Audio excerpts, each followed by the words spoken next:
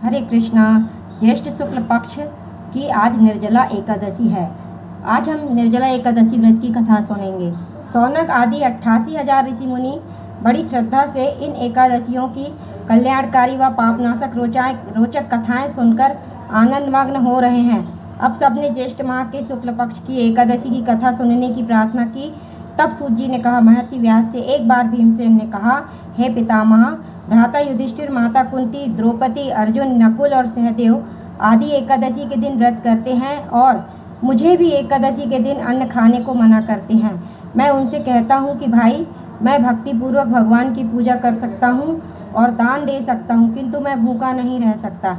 इस पर महर्षि व्यास ने कहा, हे भीमसेन, वे सही कहते हैं। शास्त्रों में वर्णित है कि एकादशी के दिन अन्न नहीं खाना चाहिए। यदि तुम नरक को बुरा और स्वर्ग को अच्छा समझते हो तो प्रत्येक माह की दोनों एकादशियों को अन्न नहीं खाया करो।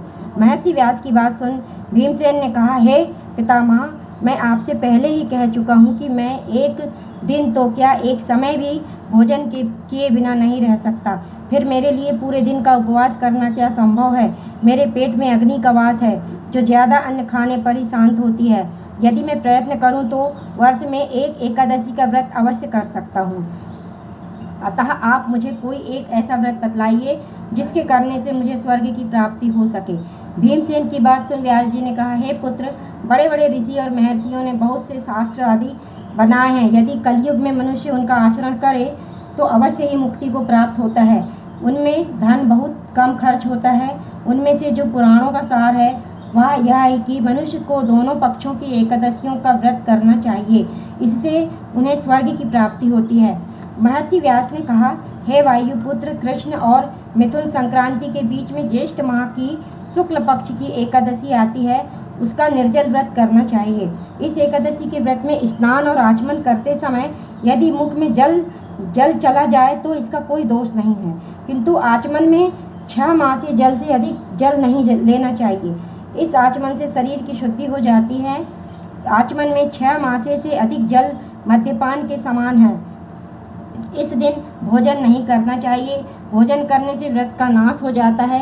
सूर्योदय से सूर्यास्त तक यदि मनुष्य जलपान न करे तो उससे 12 एकादशियों के फल की प्राप्ति होती है। द्वादशी के दिन सूर्योदय से पहले ही उठना चाहिए। इसके पश्चात भूखे ब्राह्मण को भोजन कराना चाहिए। तत्पश्चात स्वयं भोजन करना चाहिए। हे भीमसेन, स्वयं भगवान ने मुझसे कहा था कि इस एकादशी का पुण्य सभी तीर्थों और दान के बराबर है।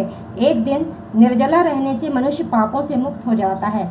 जो मनुष्य निर्जला एकादशी का व्रत करते हैं उन्हें मृत्यु के समय भयानक यमदूत नहीं दिखाई देते, बल्कि भगवान श्री हरि के दूत स्वर्ग से आकर उन्हें पुष्पक विमान पर बैठाकर स्वर्ग को ले जाते हैं। संसार में सबसे उत्तम निर्जला एकादशी का व्रत है।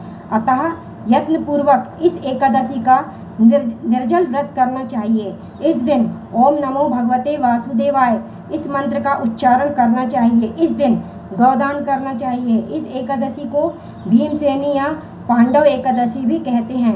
निर्जल व्रत करने से पहले भगवान का पूजन करना चाहिए और उनसे प्रार्थना करनी चाहिए कि हे प्रभु, आज मैं निर्जल व्रत करता हूँ, इसके दूसरे दिन भोजन करूँगा।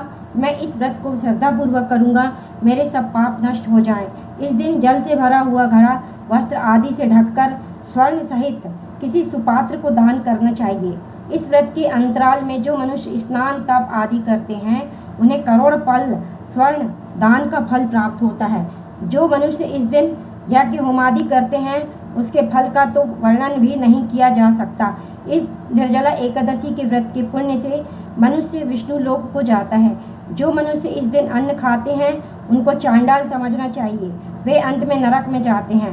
ब्रह्म हत्यारे, मद्यपान करने वाले, चोरी करने वाले, गुरु से ईर्ष्या करने वाले, झूठ बोलने वाले भी इस व्रत को करने से स्वर्ग के भागी बन जाते हैं।